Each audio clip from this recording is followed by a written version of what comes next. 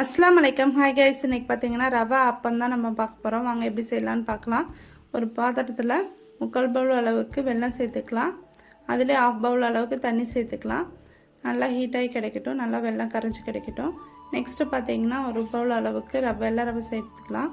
அதிலே 1/2 பவுல் அளவுக்கு கோதுமை மாவு ஆட் பண்ணிக்கலாம். ஒரு பிஞ்சு உப்பு, கொஞ்சமாக ஏலக்காய் தூள், 1 ஸ்பூன் அளவுக்கு நெய் சேர்த்துக்கலாம்.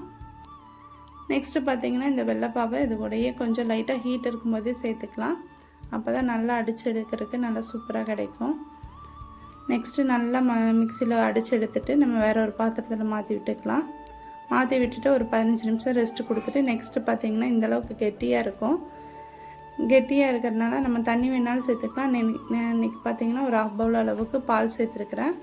சேர்த்துட்டு நல்லா கலந்து கொடுத்துக்கலாம்.